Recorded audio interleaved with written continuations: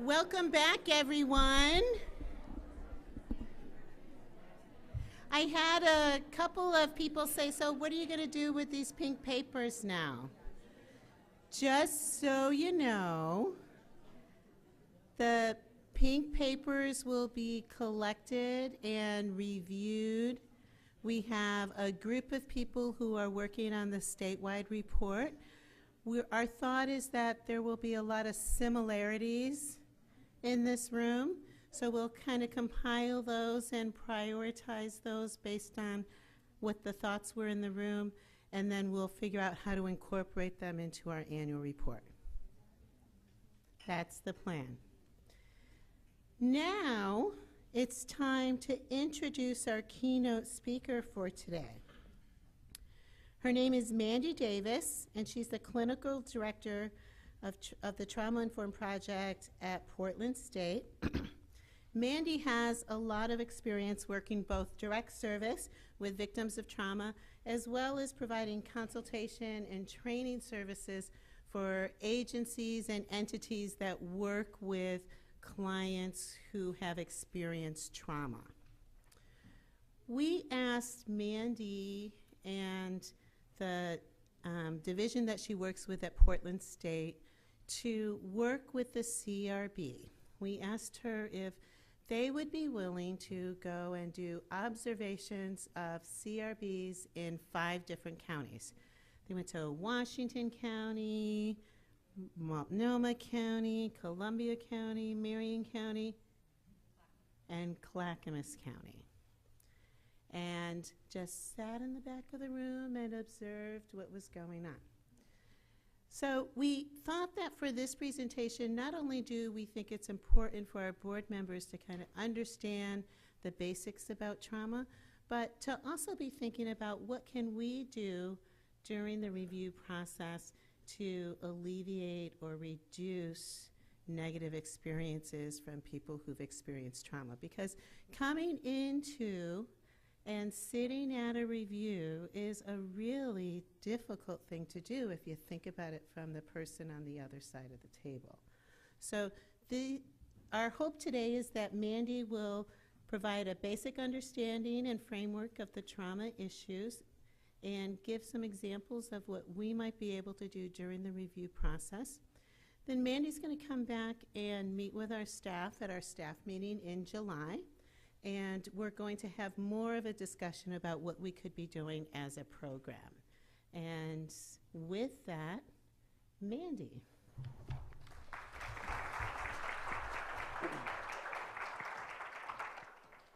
I love when people clap at the beginning because it feels like the pressure's on.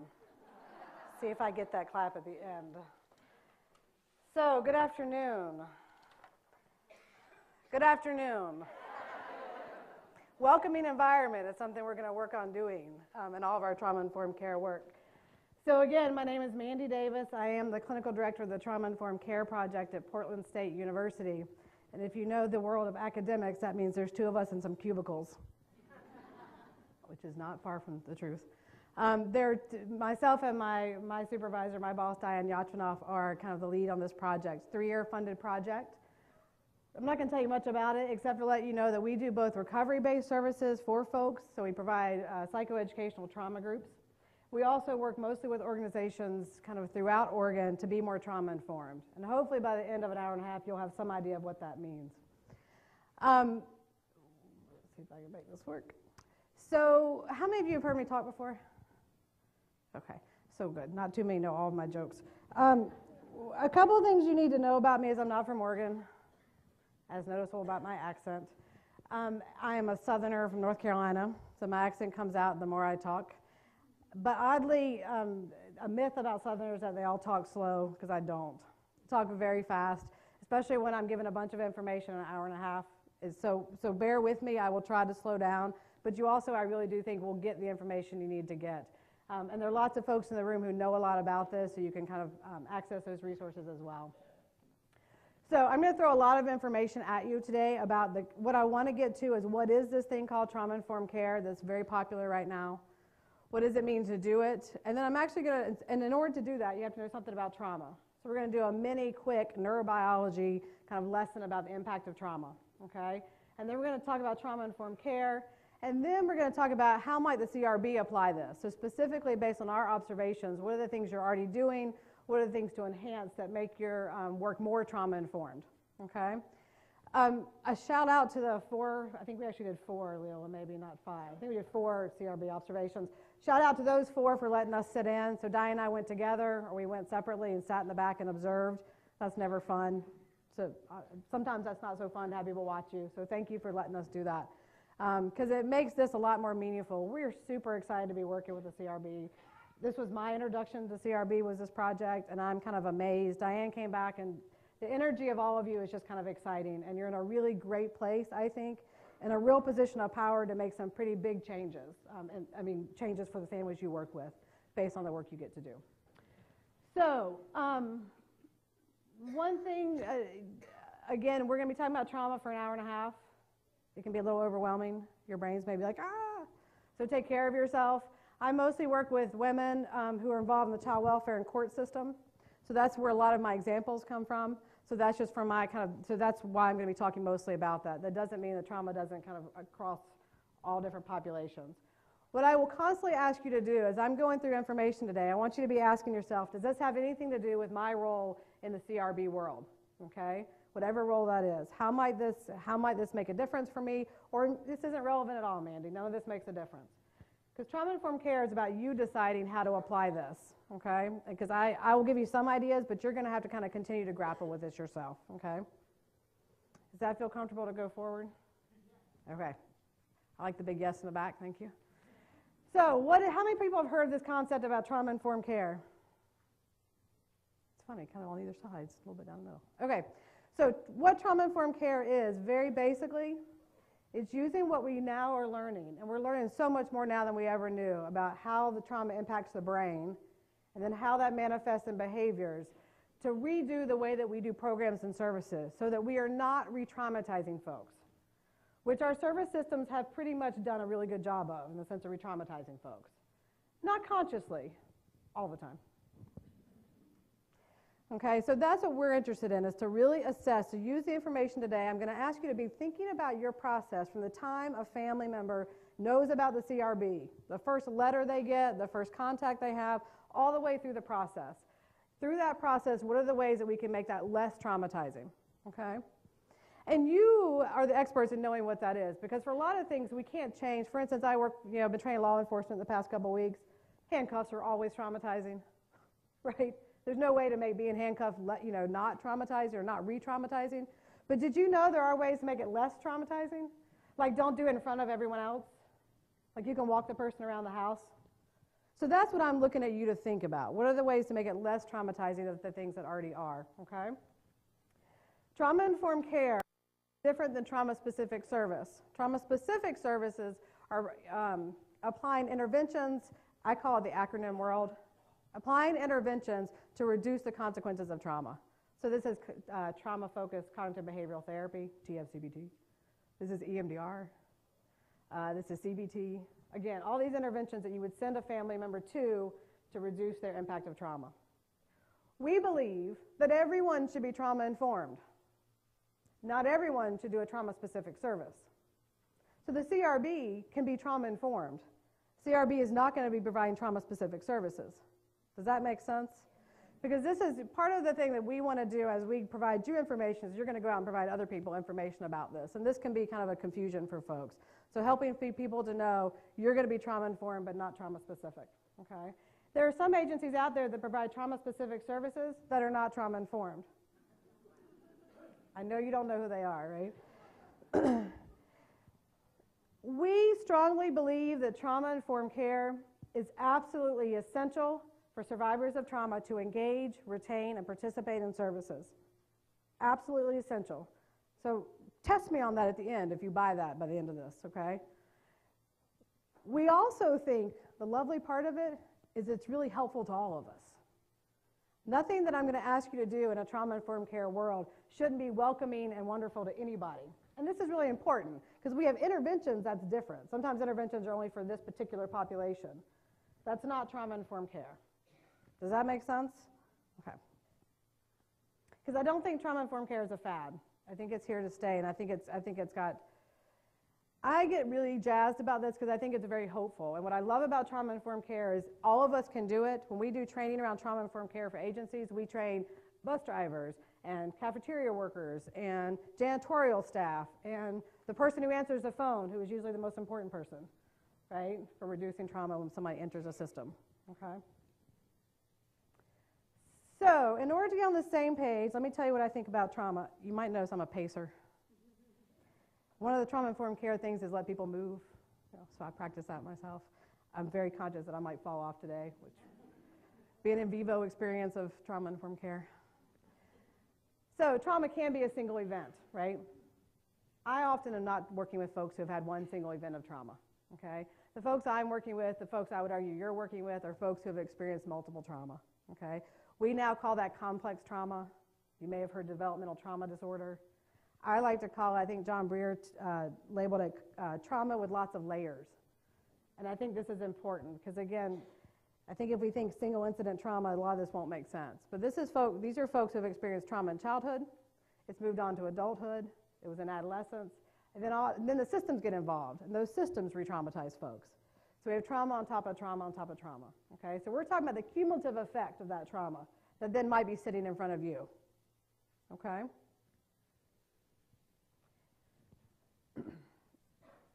I don't want you to fall asleep on me, so I won't talk about numbers too much.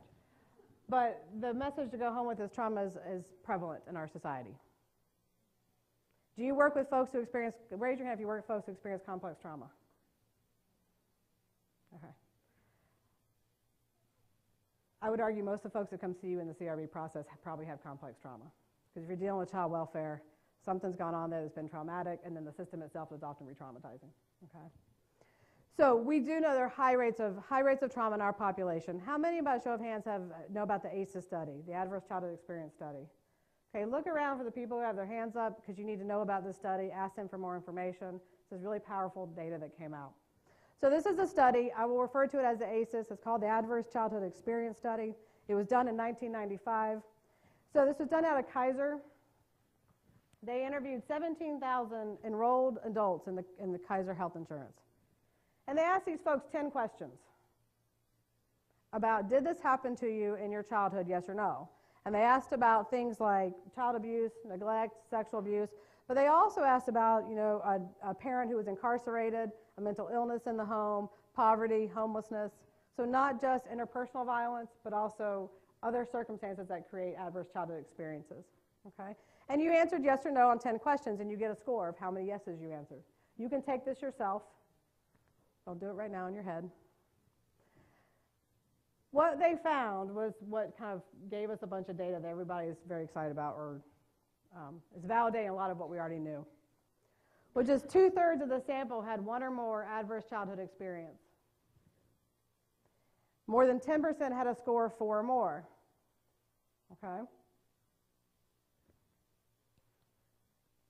If you have a score of 4 or more, it is associated with twice as likely to smoke, 12 times as likely to have attempted suicide, twice as likely to be an alcoholic, 10 times as likely to have injected street drugs.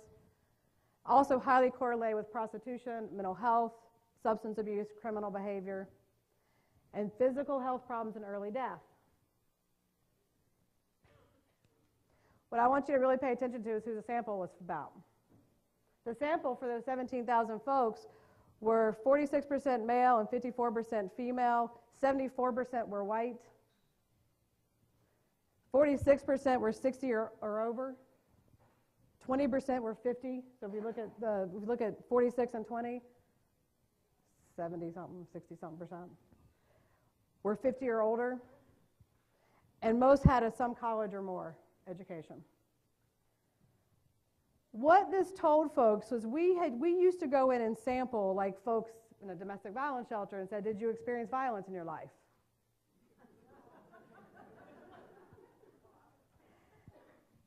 Kaiser, again, people call this a community-based sample. I'm a little hesitant to call it that because it's folks who have health insurance. But it's supposed to be a representative sample. But so if you look at the sample and then how many adverse childhood experiences this sample had experienced in life, that really shocked folks, okay? And then Kaiser took those folks and asked them if they could look at their health records and then follow them over time. And we have now lots of studies that have kind of validated this. But based on those health records, what they found and what they proved was this pyramid. And this is really important to trauma-informed care, especially in the work that you folks do. So what this says is that you have adverse childhood experiences, which include things like abuse, neglect, incarceration, mental illness, poverty, homelessness. That causes disrupted neurodevelopment. Now, you'll notice that what we don't have time for today is talk about resiliency. It doesn't always cause disrupted neurodevelopment, but it often causes disrupted neurodevelopment. Okay? That disrupted neurodevelopment leads to social, emotional, and cognitive impairment. I call that the acronym column too. So we start to get diagnoses put on people: ODD, ADD, ADHD. Can't remember any others right now. That leads to the adoption of health risk behavior. What are health risk behaviors? Smoking, drinking, unprotected sex, et cetera, et cetera. That then leads to what that says is disease, disability, and social problems, and that leads to early death. I will get more positive as I move forward. I start with a low bar and move up.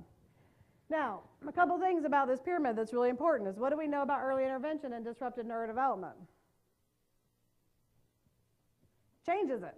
It reverses it. We can reverse that process. Even more exciting for a lot of us in this room is we know the brain is actually changing even past the age of 45, right? Yay. We can still change. We didn't think that was true, okay? But we've got new brain research that's suggesting that can be true. So we can change disrupted neurodevelopment. Where I'm going to argue is I mostly work with adults, and when I see adults, they usually are in those top couple categories, usually at the adoption of health risk behaviors, because they've adopted a health risk behavior which has got them involved in the system, right? We often will take them from that, like drug abuse, criminality. We'll take that, and we might be able to take them back down to the causation being some social emotional impairment. But rarely do we take that causation back down to their adverse childhood experience. And what difference it makes to someone to say, you know what, your criminality may very well be as a result of what you experienced as a child, versus your criminality may be a result of the fact that you were incapable, unable, or incompetent. Traditional system said those things. We're trying to move to what else might be going on that created that criminality. Doesn't mean that the outcome is going to look different. And I want you to be very clear that trauma is not an excuse for behavior, but it is an explanation for behavior. And we need to provide that explanation differently, okay, so that folks get an understanding. Because if you don't have the right diagnosis, you can't get the right treatment. So if we're saying you're doing this behavior because you're incapable or unwilling versus the fact that you may have adverse childhood experiences, we're going to have a hard time changing that. The other thing I want to bring up to you, and this is the social worker in me that feels like I always need to say this, is that remember those adverse childhood experiences? It was just a few seconds ago. The brain, What are those? I'm going to keep you awake all day. So abuse, neglect, homelessness, poverty. What are those things caused by? Yeah, not really an easy answer, right? What's that? Yeah, well, I would argue that a lot of those things are caused by system oppression. Okay, the social worker in me says a lot of those things are caused by oppression. Okay, so things like poverty, et cetera, are wrapped up in issues of oppression and racism and et cetera. What's important about that to me is if we now are linking issues of oppression to early death, that's kind of a big deal. And we need to pay attention to that, especially since we know we can reverse some of that process. Is this pyramid sitting okay with your heads right now? Not that you have to agree with it, but do you understand it? Disease, disability, and social problem.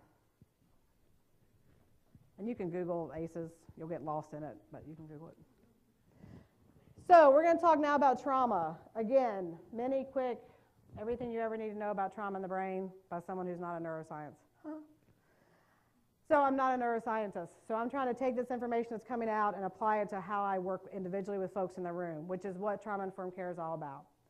When we are originally threatened, when we feel a threat, we tend to think that we have three options. There's some more floating around out there, but for time, three options. Fight, flight, or freeze. How many of you heard about freeze? Okay. We don't often talk about freeze, and I'm going to argue I think it's one of the most popular ones that we do is freeze. And I used to live in Astoria and commute to PSU, to Portland State, for way too many years. And we used to have deer on Highway 30. A great example of freeze, right? And you're like, I'm stopped. Can you move? And they can't. Like, and you're like, seriously, you're like yelling at them, you know, completely frozen. And I'm going to ask you today to start thinking about how often are the folks that you work with, when you're looking at them, are they in a frozen state? Okay? Because a frozen state often looks like this in humans to you. It's not a Lifetime movie thing. My head's not spinning around.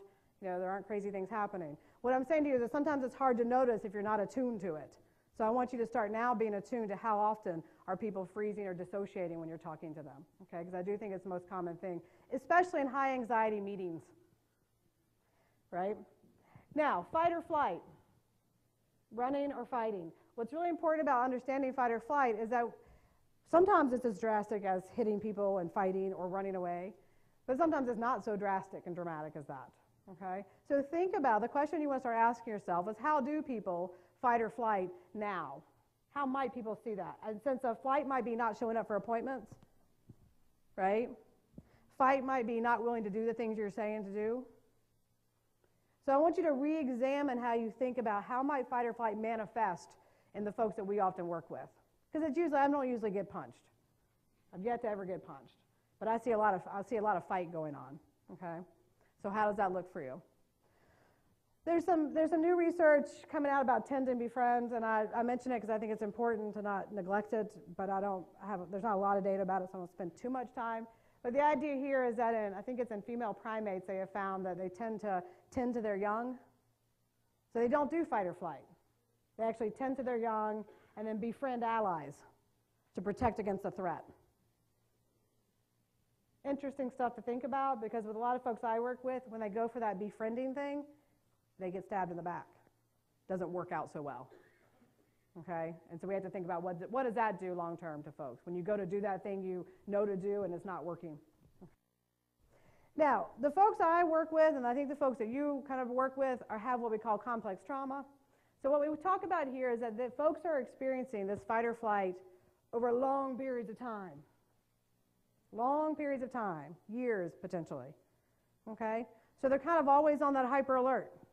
Do you know those folks? Zzz, zzz, zzz. They're always hyper alert. What we know about that is when you do that over time, those cortisol levels, all that stress hormone stuff, over long periods of time, you almost reset, you reset your thermometer. So it's a different baseline, okay? So we were like, oh, just calm down. Wow, why are you so wired today? Calm down a little bit. First of all, that usually ends up in you going for a fight mode. Somebody tells me to calm down, right? But folks who are up like this and have been like this for years on end often don't know how to bring that down. We spend a lot of time trying to bring that down. Even if, and sometimes it's not okay for them to bring it down because it's not safe yet. Okay? So we're going to talk about what are ways that you can do that. Because what we're going to talk about today is when you're up here, when your brain is activated in hypervigilance, you're not listening or retaining information. Okay? So that's how I want you to be thinking about this. Why do you care if somebody's in fight, flight, or freeze mode? It's because they're not engaging in what you're saying. Okay? Does that feel comfortable? Not that that's really a true question, because you can't really say no, probably. Or I don't have to hear a no if I don't want to. So, a few things about neurobiology that I think are called the takeaways, or things I think are really helpful to kind of remember.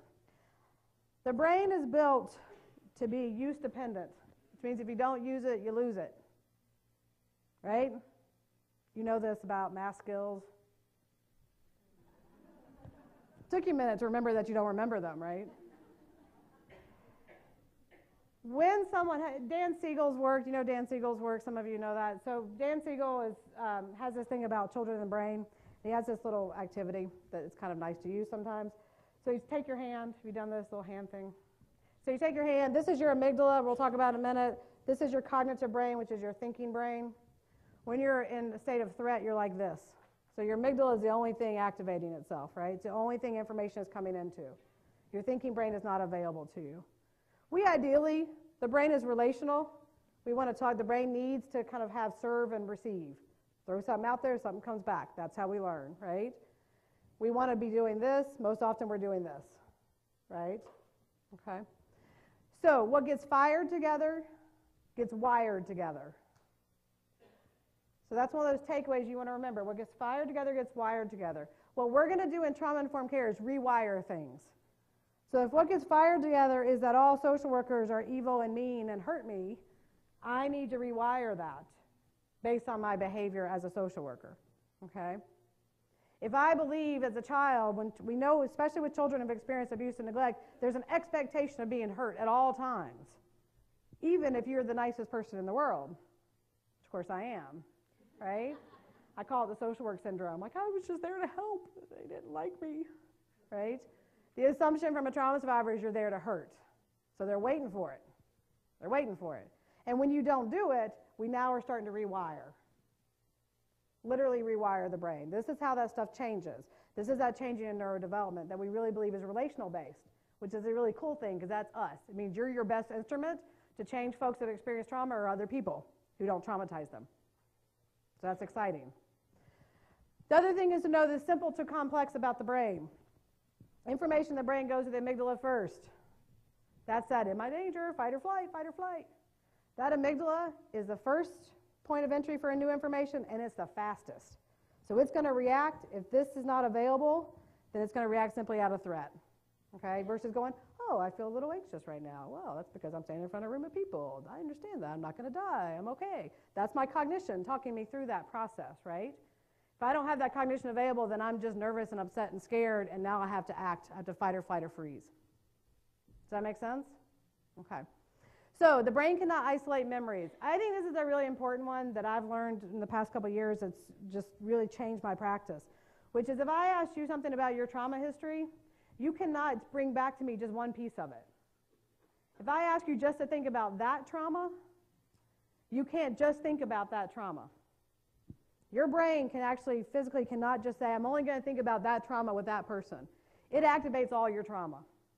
You might be talking about the trauma with your mother, but you're smelling the trauma with your uncle, you're feeling the trauma with your boyfriend, or whatever. And this is really important stuff, because when we ask people or when we trigger people's past history, we need to be prepared that we're triggering all of it. Okay? And this is brain science stuff. We hook people up and say, oh, you can't separate this stuff out. Okay? Pretty powerful to think about. Because you have to understand in mental health, which is where I come from, I was trained 15 years ago to work in trauma to do what? It's called prolonged exposure, which was to ask you to talk about your trauma and talk about your trauma and then keep talking about your trauma until you don't feel about your trauma. That was the goal, is to create a safe enough space you could talk about your trauma.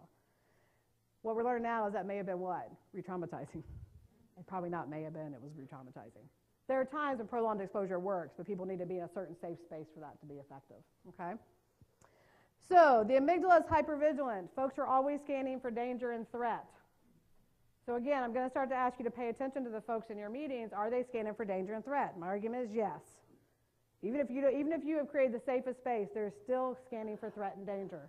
A lot of my trauma survivors talk about coming to my group like 2 days early or a week early because they're scanning the environment. Where is a safe place to park? What's the building look like? Who's in there?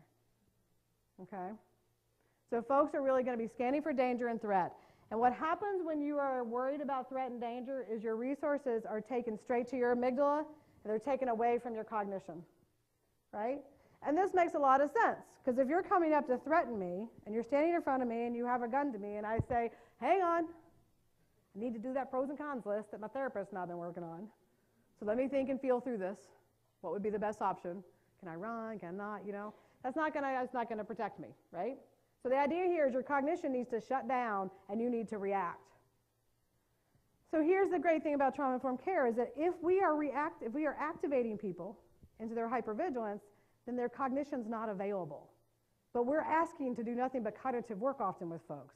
We're asking them to talk to us, to think about us, to recall memories, to decision make with us, and yet their cognition's not even online. And we wonder, so it looks a lot like this. I work a lot with people in court, and they go to court, and they sit there, and a judge will say, do this, do this, do this, or a worker will say, you need to do this and this. I'll come out of court. What do they tell you to do? Nothing. Fascinating, because I just heard 6 things, right? But it makes total sense, because court is super re-traumatizing, right? How many of us don't feel anxious when we go to court? So anxiety gets high, cognition shuts down, and all we're doing is assessing threat. Okay? So that's what you're going to start to pay attention to now in your work is how much are people kind of stuck in their amygdalas because of what we're doing, and can we create a way to help that brain come back together? during our work with folks. The other thing I think is really important that's some new information coming out that I think is pretty fascinating is that because of this desire, because of this need to assess threat, we tune out the verbal. Think about this. Think of a time when you felt really stressed out or kind of scared in the moment. You kind of stop hearing things, right? Or you start hearing everything sometimes. But you get pretty tunnel vision, and you start to and you're looking for outs, but you stop to hear the verbal, which makes you very hypersensitive to nonverbal, like those facial expressions, right? The problem is that you often are prone to misinterpret those nonverbals. Did you hear that southern accent? Interpret. Why do trauma survivors, especially if they've had childhood trauma, possibly misinterpret nonverbals? Because their life has been people giving them nonverbals that were inconsistent, right? I love you, but I'm hitting you, right? So I don't understand how to interpret. So trauma survivors, I will tell you, are fabulous at walking in a room, and they can tell you everything going down in that room. You cannot get away. Don't try to side talk or do things on the sly with trauma survivors, because they are hyper aware, for good reason, about everything going down in the room. They know who's in the doorway. They know who's looking at baskets out there. They know what's going on in here, aware of everything. What they're not often sometimes able to do is to interpret what that means. So I had a woman once who we've been working with her to go to therapy. She finally got to go to therapy. We got her hooked up with somebody. She came back. She said, I'm not going back. Like, okay, why? And she said, well, she doesn't like me. The therapist doesn't like me. I was like, okay, why, what? Why doesn't the therapist like you? How do you know that? And she said, well, because she was doing this. And I'm like, well, I guess I should stop doing that. I was like, well, what? I'm confused. What does that mean to you? And she goes, well, she must have been bored, and therefore she doesn't like me, and now I'm not going back. That is a very classic kind of trauma brain process. So I said to her, is there any other reason somebody might do this?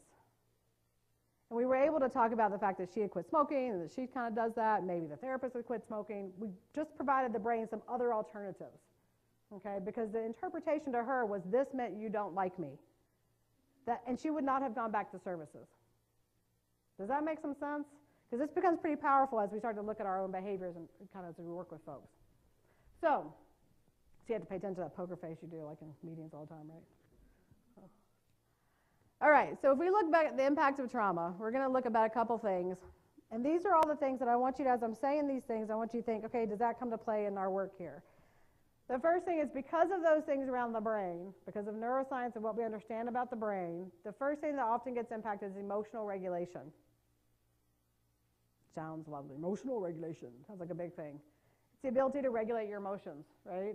So if I feel sad, what do I do with that? So I worked with a survivor once who told me, I know I'm doing okay when I break a fingernail and it's not, I don't feel suicidal. And I see the perpetrator and I get really angry and feel suicidal. Because a lot of times it'd be the reverse, right? Be the reverse. And that's because of how the wiring of the brain. If I'm in my amygdala all the time, it's really hard to regulate emotion if all I have is threat and fight or flight as available to me. I don't have like deep breathing and yoga work, which is the things that we find most effective for folks, actually, right, to teach emotional regulation. But the two things I want you to pay the most attention to in your work, or with your families, if you want to use them as guinea pigs, which are always helpful, is hypervigilance and dissociation. So there's alterations in consciousness. Another word for that is dissociation. So this is people checking out, right? You've already done that today, probably 6 times while you've sat in this room, okay? Where you've kind of taken, you know, you're looking at me, your eyes are there, but you're not, your brain's not there. Your mind's somewhere else, okay? Dissociation. Why do we care that people are dissociating? It's a lovely technique. You would not get through your work without it. If I couldn't dissociate in meetings, I would not survive, right? Until you come back and people are like, and you're going to do that, right? And you're like, sure, I'm not sure what I just agreed to, right? So why do we care about dissociation? Because if you're in there asking people to do things and remember things and they're checked out and they don't do those things, guess what happens to those people? They get punished for it. We, the system, punish them even though we've activated them to a place where they can't pay attention to us. So again, that court example, this is trauma-informed care. As the judge says do these 3 things, but the person's dissociated because they're anxious, they go and they can't do those 3 things because they don't know what they are. And then we say, oh, see, you're obviously not ready. You're not capable. Okay? Does that make sense? Okay. So, hypervigilance. Hypervigilance is that knowing everything around you and being aware of all the stuff going on around you, sight, sound, etc. Why do we care that people are hypervigilant? Wonderful thing. Why are people hypervigilant? Keeps them what? Keeps them safe, right? Why is it a problem? Hard to concentrate, hard to listen when you're worried about everything else going around. So if I'm having a meeting and there's lots of noises going on outside, for the folks who have experienced a lot of trauma, that's not going to be an appropriate place to have a meeting. Okay, so someone asked me to do a group at a location. I went to look, and the child care room, which we require for the group, was like right here. Like, here's the meeting room. There was like a glass, and then the child care room. I was like, no. No, because my moms will not be able to focus or pay attention if the child care room is right there, okay, because of that hypervigilance. So, psychological and cognitive reactions to trauma. Biggest things here I want you to pay attention to is lack of concentration. Why do people have lack of concentration? Outside of being in a room with no sunlight? Because they're hypervigilant dissociating, right? It's kind of hard to concentrate if I got lots of noises I have to manage, and I'm trying to assess, is every noise danger or not danger, okay? Difficulty with decisions, I think, is a really important thing, because in my work, I often am around folks who are being asked to make decisions all the time. So family decision meetings, in court. Why might folks who have experienced trauma not be so great in the acute phase in making decisions? You don't have to answer that out loud. Rhetorical question. But let me talk to you a little bit about this. If you grow up around trauma, if you grow up around people abusing you, the way that you do decisions is things like this. So if I say to a trauma survivor, you know what, I do this great trauma group. It's a wonderful trauma-informed parenting group. Do you want to join my trauma-informed parenting group? Here's the answer I'm going to get. I don't know. Do I want to join your trauma-informed parenting group? Because a trauma survivor, especially a childhood trauma survivor, is always looking for the right answer to keep you less traumatized, less abused. Like, okay, do you want me to go there or not go there? Do you want beans for dinner or not beans for dinner? What's the answer that'll keep me from being beat, hit, kicked, or raped tonight? Okay? And if you grow up with that constantly, and then you get into our system, and we say, so what would you like? It's like, yeah, I'm not going there. You know, not to mention our system is very confusing about what we say we want people to like, right? So folks have a real challenge making decisions. Also have a challenge making decisions because that cognition is not available. So all those decisions are being made through that threat, right? All decisions are being made through that threat for folks who we activate. So for instance, you know what a family decision meeting is? Okay, so this is when you get to go with DHS and whoever is involved in the case, and you talk about the case and make plans. Every time I go to a family decision meeting, I always say, I'm going to request that no decisions get made during this meeting. I would like this meeting to be about data and information, and we can put the questions on the table that need to be answered, and then we'll get back to you in a week. Because I want that person to leave there, go to a place of safety, let that amygdala come down a little bit, get the cognition back online, and then make a decision.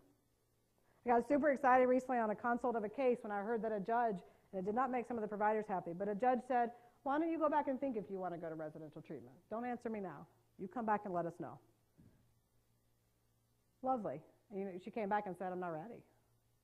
Lovely. She got to make that decision on her own, okay, versus kind of being rushed into that process.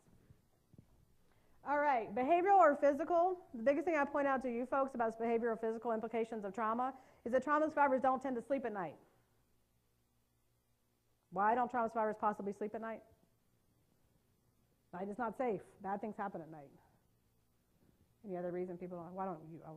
Do you not sleep at night sometimes because of what you're supposed to get done the next day? Why is it that we always think about that stuff at night? You notice? Usually for me about 2:35 in the morning, right before my youngest son wakes up.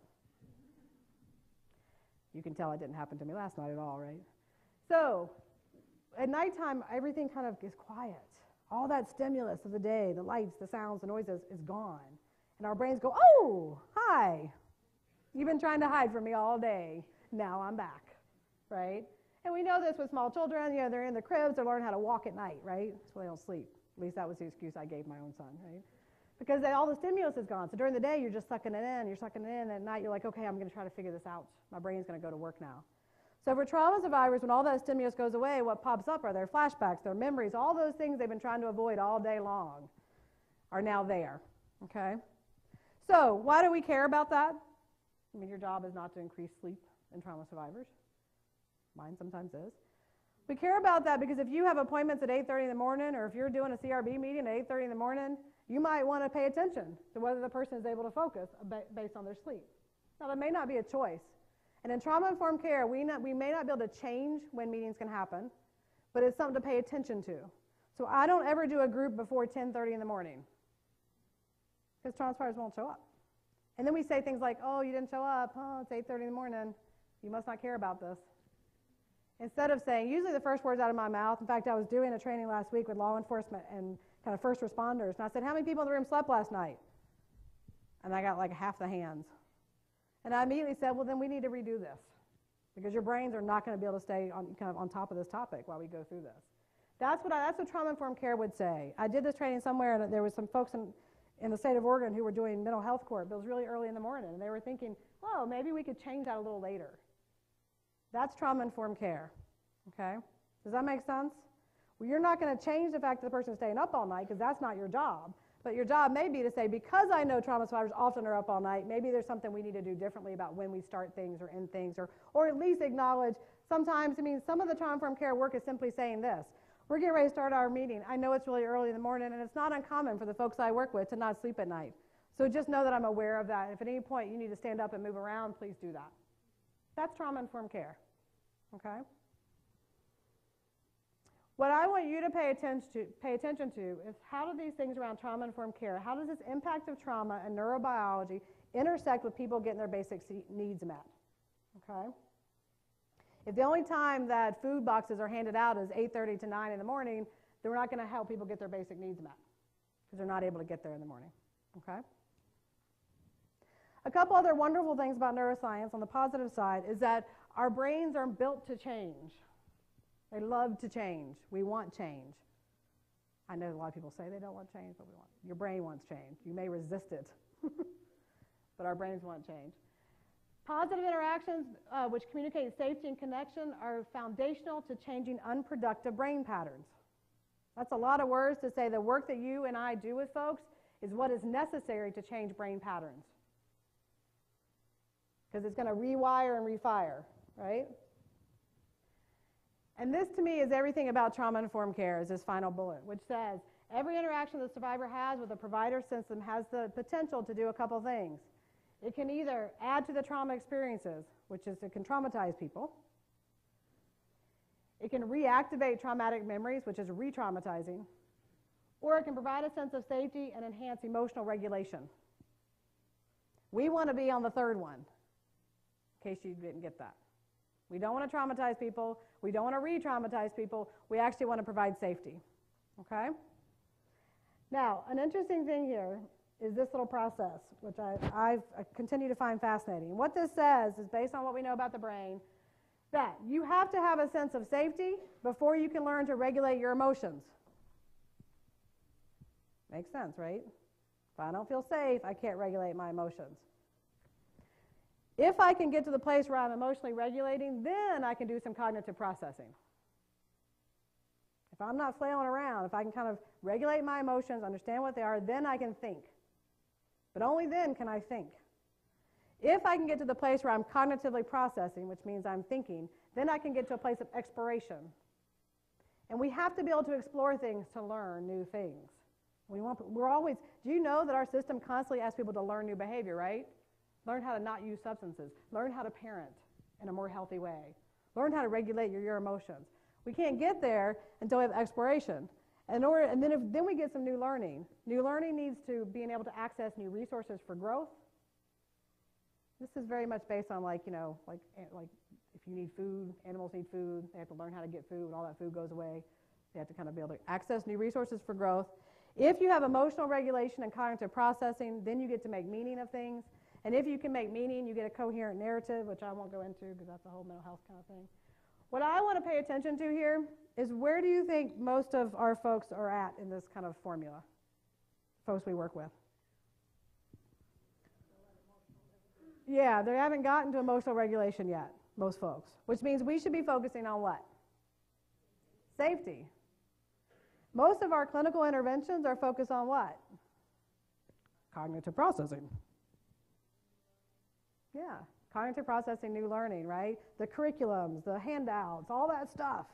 which is lovely and works really well, but not until people feel safe enough to be able to process that information. So I'm going to argue that we spend a lot of time in the bottom half when the folks we work with are still on the first one. And if we actually stopped and worked harder on safety, we actually will feel more successful. Because people then will go, oh, that great wisdom we have to give, I now can hear you. Because I don't feel like you're going to hurt me. Okay? So in the groups I do 6-month-long groups. We have phenomenal retention rates because we spend the first 7 weeks of that group doing nothing but empowerment-based skill building. We don't talk about trauma at all. Okay? In fact, one of the rules of my group is that we actually don't let people share their story. Trauma group. Women are always like, what? I'm a trauma group. But no, you can't share your trauma history. Why don't we let people share their trauma history in a group? It's re-traumatizing, right? And do you know when I say to women, you don't share your story, details of your story, I mean, you get later, we'll share a little bit, but you don't have to share your details or your trauma story, and guess what? You don't have to talk for 6 months, and you'll still get something out of group. Do you know what happens every time I say that? Here, do this. I mean, you just feel like, oh, okay, right? Does this make some sense to you? Okay, so what you're going to start to focus on is in your CRB process, what are you doing to create safety? Because you can't get anywhere until you get there, okay? I have to pay attention to my thought. Yes?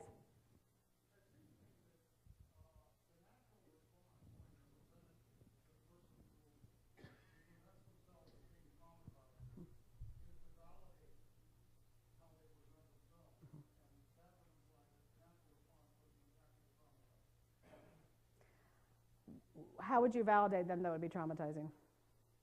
How would you validate them that would be traumatizing? Okay.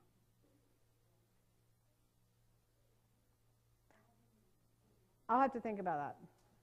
What I want to do, let me get through kind of the what to do, and then let's come back to that, because I'm not sure. I think you can validate without being traumatizing. Because you were saying the first thing you think people should do is validate their experience. Uh-huh. Hmm.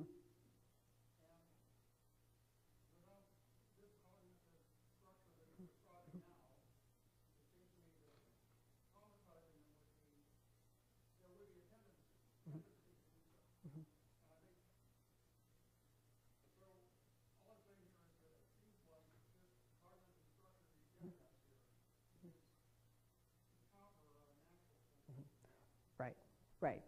And what I want us to pay attention to is, is when I say cognitive interventions haven't been working because we haven't kept people safe, in creating safety, we're going to try to get that cognition back online.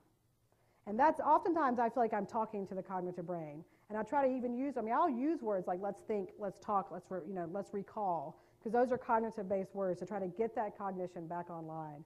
And I think about it that way, like how do we get it back online so that we don't go to those natural places in the sense of that re-traumatizing other folks, okay? So that we don't keep that amygdala wide, without any kind of protection, okay? But hold on to that and see if that rings true as we go through this. This is only something I want to kind of mention quickly, but I think it's important, is this idea of tension reduction behaviors. John Breer, who's a trauma guru out of California, talks about the fact that if you don't have helpful internal affect regulation skills, you find external ways to reduce triggered distress. Not surprising. If you feel out of control and you don't have some internal process like self-talk or breathing, if you don't have some access to some way to reduce that, you got to get rid of it somehow. We can't hold tension. It has to go away somehow. And what would be an external way of releasing tension? What's that? Drinking, drugs, smoking, sex. There are all these healthy ones too, but that's no fun to talk about, right? Walking, yoga, etc. Most of the folks I'm working with are not accessing helpful ways of reducing triggered stress.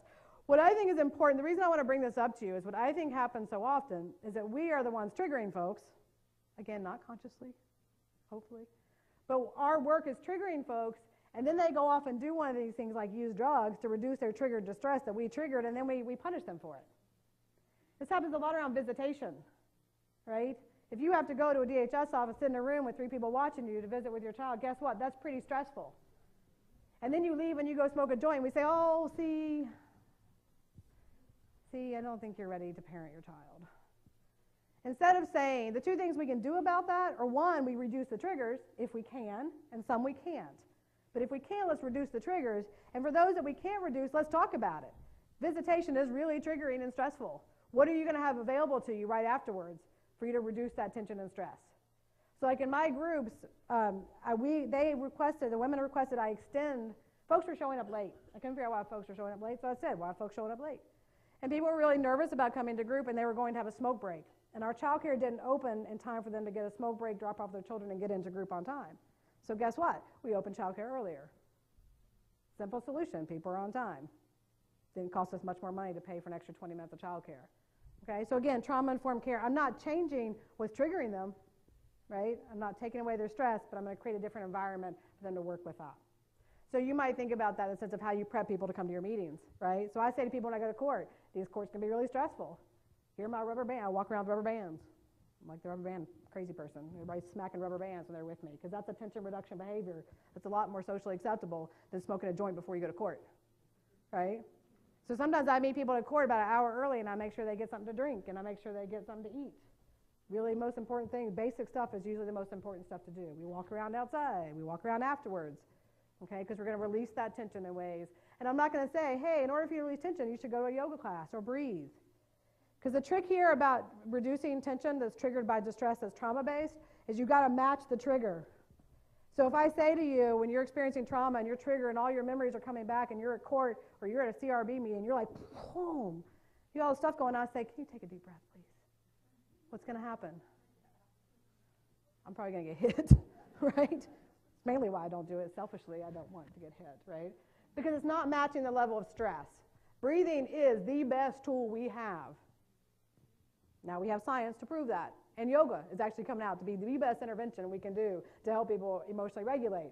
But I can't jump down to a yoga pose right after court, right? And if that person is way up here, that's not going to work so well. And that's the trick. Even though yoga interventions are really great, I have to figure out how to have a trauma survivor feel safe enough in a room of yoga to go, right? So it's more complex than just it works. All right. So I want us to look at a couple behaviors to understand how we think about trauma-informed care and behavior. So now you know everything you need to know about trauma and neuroscience. Now that person enters the system. So think about that person, all that trauma history, and then they come to us. So let's talk about a couple behaviors. I'm just going to pick it. These are several behaviors. One activity I do when we do all-day trainings is we break up in groups and say, what are all the behaviors that make you bang your head against the wall? What are those behaviors that you run into in your work that you're not of your coworkers? You don't want to out them during these meetings. But what are the behaviors of the folks that we work with and the families we work with that are like, they just never show up to an appointment, right? I don't understand why she just keeps using even though she's been to rehab 4 or 5 times. Or I don't understand why she keeps having contact with him. Whatever those things are, they're really great to put on the table. And then ask yourself, what about trauma might be going on there?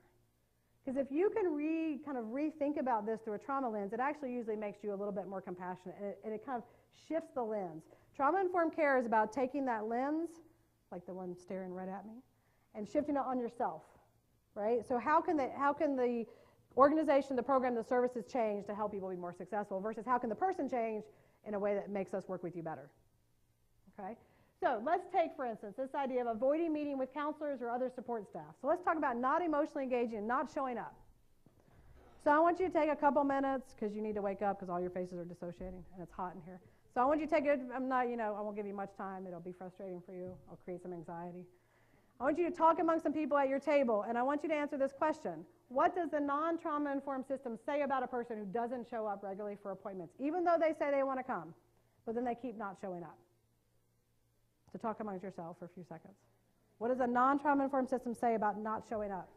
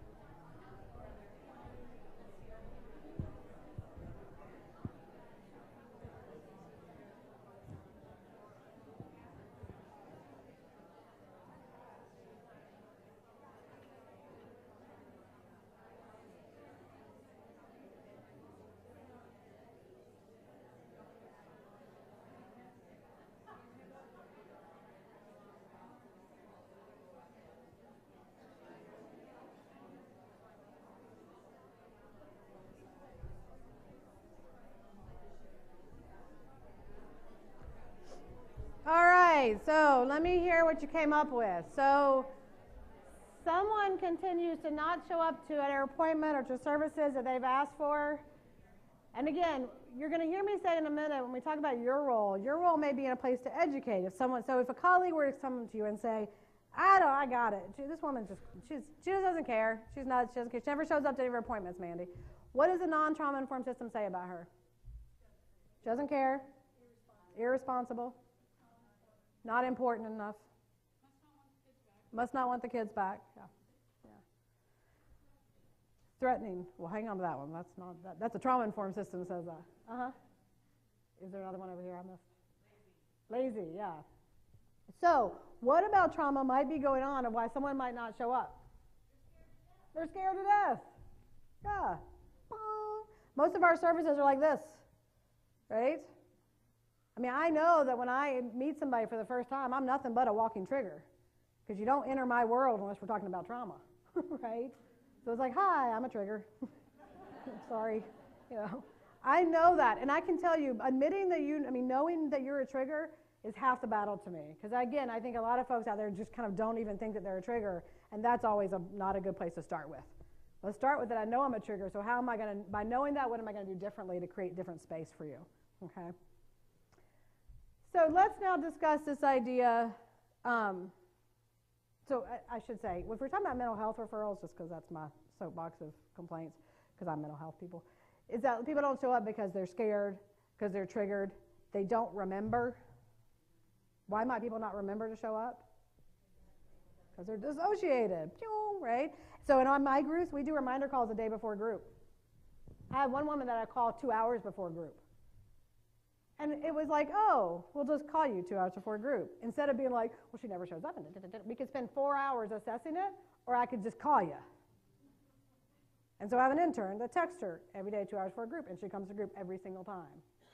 That was a whole lot less funding than me talking for 4 hours about why she may not be coming to group and what she should do differently. That's trauma-informed care. Okay? I'm not changing the fact that she keeps forgetting things. I'm just going to add in something to help her with that or help us with that. Okay? When we do focus groups with our women in our groups, we focus group every group. What'd you like? What'd you not like? What should we keep? What should we add? And they all said, don't take away the reminder calls. And even for folks who came every week, and I was like, really? Because you come every week. And they're like, yep, but I need the reminder call. Really important. And not only because maybe dissociation, maybe because cognition, maybe the way the brain works, or maybe because they have 15,000 appointments that they can't remember which one. Right, exactly. So you need a call to go to the dentist. Why wouldn't you also need a call to go to services? And this is a great point because we think, well, services should be more important than the dentist. Like you shouldn't forget those. That's the judgment in the back of the head that's usually going with that, right? What? Right, exactly. And that's the lovely thing about the reminder calls is they actually said the reminder calls were, for the ones who come every week, they said it was really about knowing that you remembered me, right? Because you remember me saying the best tool for changing the impact of trauma is what? You and relationship. Because the brain needs to serve and receive. I need to throw something out there and I need you to give it back to me in a non-judgmental, non-violent way. And then my brain goes, oh, wow, this is interesting. Maybe I want more of that, right? It's like that little brain, like a walking brain or something. Okay, so let's think about another one. Talk amongst yourselves about this one. Appears to be tense and nervous, sees danger everywhere, can't settle in.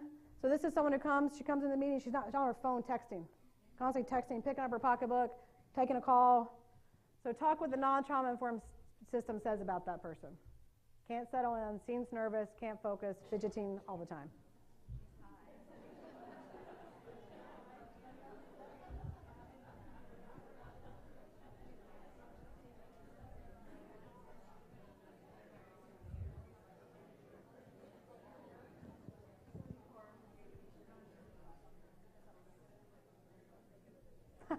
It's kind of funny because that one went really quick.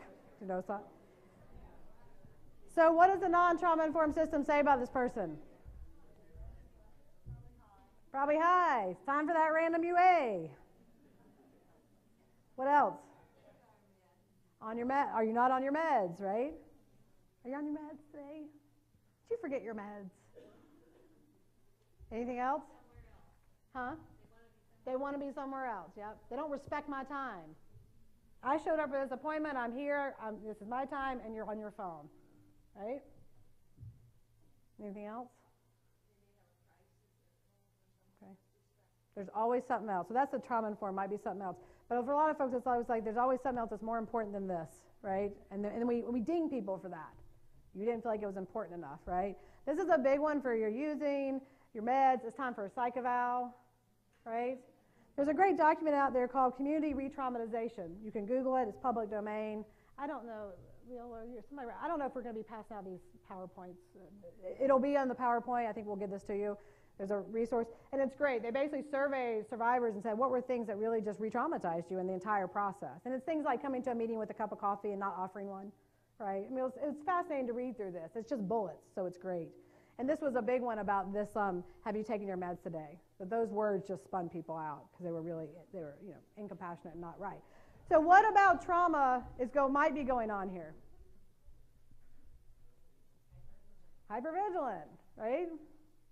Maybe your office isn't quiet and safe because a lot of agencies I work with have cubicles and there's phones ringing everywhere and there's people yelling in the lobby and there's talking, like what's going on that they are trying to pay attention to. They don't feel safe, okay? So they're trying to assess their situation.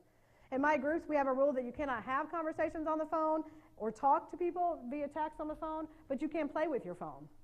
So you can pretend text because I know that this is really powerful. People need to do something with their hands. And I think even more so now than ever before because of texting. It's kind of think about you. How many times when you're feeling bored or kind of uncomfortable or safe do you go to your phone, right? So finding different ways to do things. Fidget toys are really powerful in my groups. I don't go anywhere without a bag full of fidget toys, which usually my children steal. So I kind of want to do one more because it's always a hot one for folks to talk about, but it's not telling the truth. Have you ever heard of people not telling the truth? Just thought. Ask. Don't make assumptions. So talk amongst yourselves about what the non-trauma informed system says about the person who doesn't tell the truth. What's that?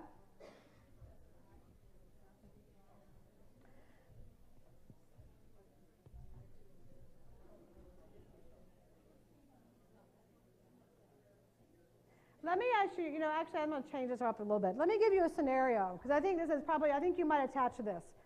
So a mom is going to get her kid back, but a condition of return is she not have contact to her past abuser. She's walking down the street one day, she sees her past abuser. She doesn't say anything. DHS worker finds out. DHS worker goes to mom and says, what's up about this? Why didn't you tell me? And she goes, I don't know what you're talking about. What does a non-trauma informed system say about that mom right then? She's a liar. She doesn't want to cooperate. She can't keep her kids safe. Okay, so she's afraid to disappoint, yeah. What about trauma might be going on there? Okay. What's that? She went into fight or flight. Yeah. Wow, you guys are fabulous. Because I have to say, forgot is usually the last. I usually have to get people to forget. Because it really happens. You really forget. And we think the non-trauma brain, the lovely non-trauma brain that has all of its available resources, is like, how could you possibly forget something so horrible? Because that's where our brain is. When we're sitting on the other side of that table, we're like, what? Really? Because that's a bad person, and you saw him and you didn't react. What? The trauma brain, cognition not available, may actually forget. Or confuse, right? Might be like, well, I have some implicit memory of seeing him, but I may not know if that was a real memory or not a real memory. Reality is very distorted in the trauma brain, especially if you've had a long history of trauma, because fantasy and myth is often what kept you safe. So sometimes this whole sense of what is real is just a whole big thing. It's just not an easy thing. And when we're in this brain, we don't understand that. Unless you're, someone who doesn't believe in reality. I do work with professors who don't believe in reality, right? Like, is this table really a table? Yeah. So if it's an accidental bumping into, in that person's mind, it could be that they aren't fully. Yeah, exactly. So may not need to report it, was fearful of reporting it, was fearful of the punishment, was fearful of being heard by him. So there are lots of reasons. And I just want you to remember that, because in our work we sometimes get pretty tunnel visioned ourselves. And we don't often stop and go, what are some other reasons? It also may be because she's a liar, not ready. Remember, trauma is not an excuse. It doesn't explain everything. I'm not a Lifetime movie channel. Trauma ain't what it's all about, but it's oftentimes what it's about. So I want you to, what we do in trauma-informed care is I constantly, in my supervision groups or when I'm working with folks, I constantly say, what else about trauma might explain this? And then you know what happens is you start to go, that actually feels better. That fits better than the other explanation I had. Okay? And you'll start to kind of see that. So that's really what we want you to do is write. And this is why this is a great team exercise to go back and do in your work is to say, what are the behaviors that we really struggle with? And then sit down and say, what about trauma might be explaining those behaviors? Okay? So now we're going to try to figure out, trauma-informed care is taking all that knowledge and then creating programs and services that understand that and not re-traumatize folks. So that's what we're going to look at now is now what do we do about all this? So this is a really pretty graph that you can't really read, but so I can make up stuff because you can't see it. But this is something that Diane and I have been working on. This is kind of our understanding of how trauma-informed care looks. And what this says is that trauma-informed care requires two things. First, a commitment to trauma awareness. That's today. That's you kind of as a CRB group, you are going to commit to kind of constantly learning about trauma, understanding trauma. You hire people with the understanding that they need to know something about trauma. You provide training. So a constant commitment to the awareness because the brain science is like going faster than I can even possibly keep up with. So finding ways to kind of stay on tune. And an understanding of the impact of historical trauma. And that's an ongoing thing we have to keep learning about. This is the transmission over trauma for oppressed populations, generational change of trauma. So you may be experiencing someone who's showing trauma symptoms right now, and yet nothing's, quote, happened to them in the moment, but they have been raised in generations of being oppressed, and that trauma is still coming through. And we now have lots of research to support that. So really important to kind of pay attention to this and continue to kind of have trainings and information on this. And that if you have a commitment to trauma awareness and the understanding of the historical impact of trauma, then we go to three things that you're going to do. And this is what we'll talk about today. And as I talk about them, I'll define them, and then I'm going to talk about what I think they mean for CRB. But the goal here is for you to figure that out too, because I just didn't me. So we need to create safe context.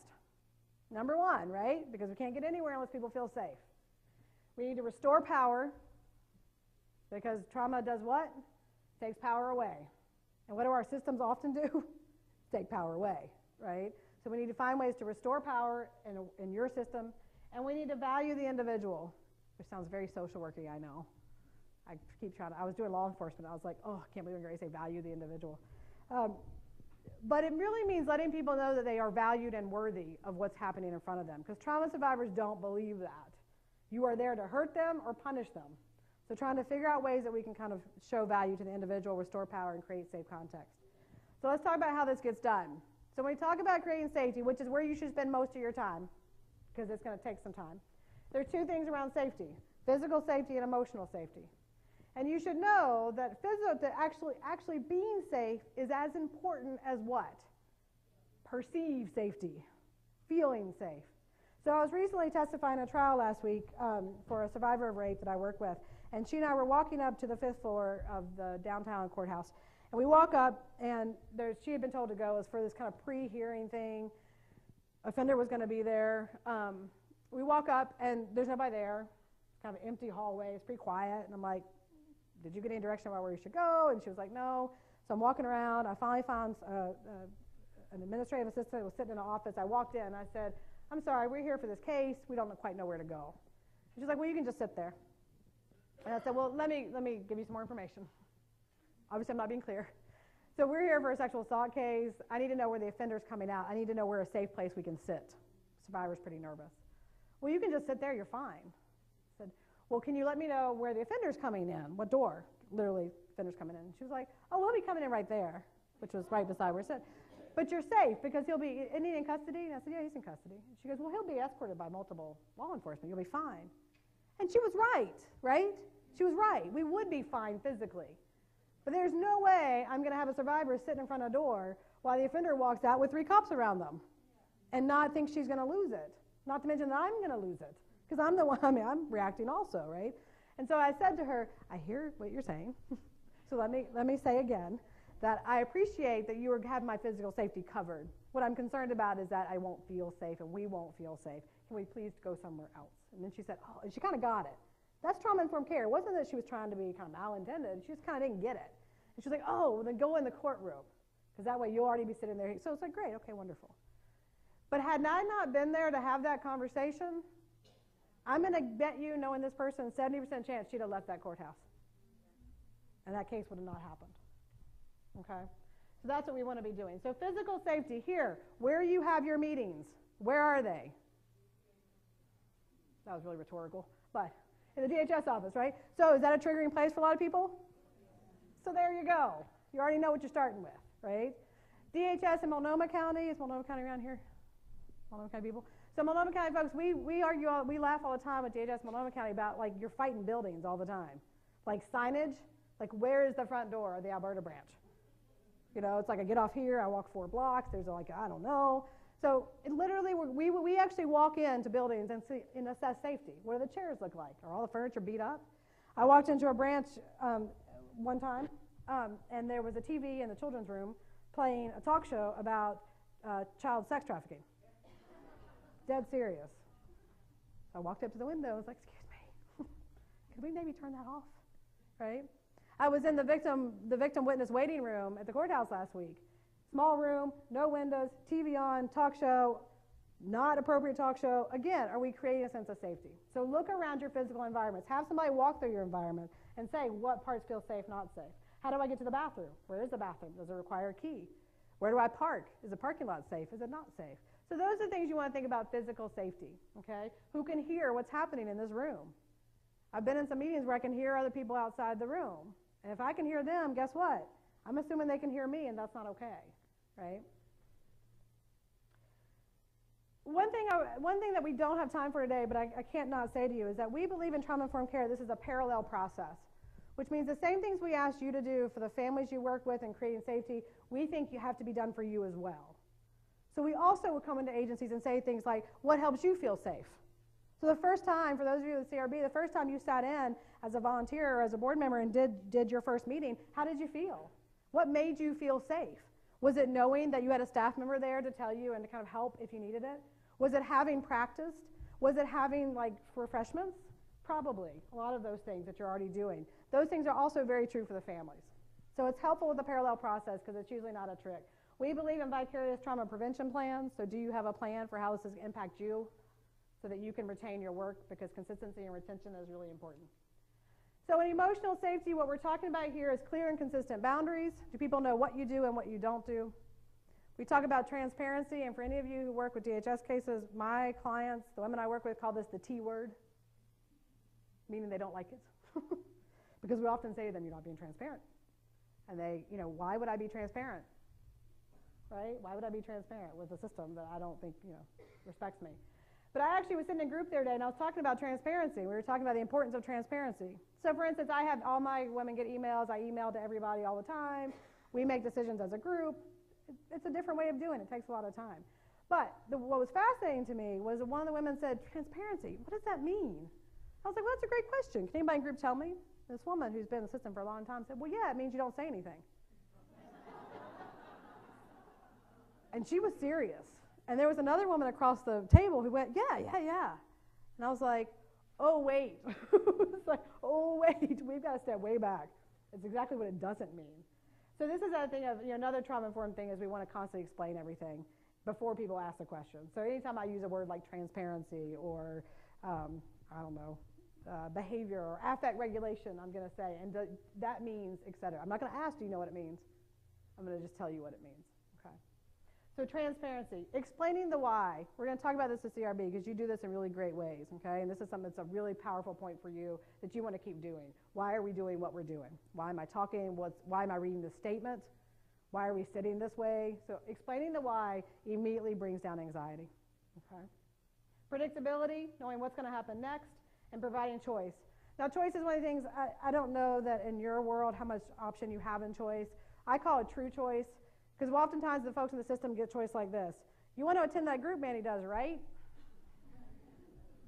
That's what I call not true choice. Right? But you should practice this, again, maybe with your family, because my children would attest that I don't give true choice ever, right? Like you can choose to get in the car seat now, or I can put you in the car seat. That's your choice, right? So we do this a lot, and I think it just becomes kind of, we forget. And if you're in this field, a lot of times it is that right is your trigger word. You want to do this right? That's a trigger word that's not a true choice. Okay? And the reason why, and that's why I say no decisions now, let's do it later after you can think about it. Okay? Because what will happen is someone will say, okay, yeah, and then they don't show up. And then we go, oh, see, you failed services. Right? So I really want them to be more conscious of that decision. When we talk about restoring power, we talk about doing things that are empowerment-based, so advocating for folks. So has anybody ever heard if you're working harder than the folks that you work for, you're working too hard? Does that still happen? I can't remember. That's how I was trained. If I'm working harder than my clients, I'm working too hard. I think that's wonky. I keep trying to find a good word for that that's appropriate for lots of people. But I don't think that works for trauma survivors because I don't think they know how to navigate the system because that amygdala is like this. So I think sometimes we have to do 4 first. Now, you have to have good supervision and not do too much. I mean, there's that great balancing thing that happens. But to say, oh, we don't want to create dependency, so we're going to do nothing for you, and we're going to watch and see if you can do it yourself. And then when you fall on your face, we're going to go, oh.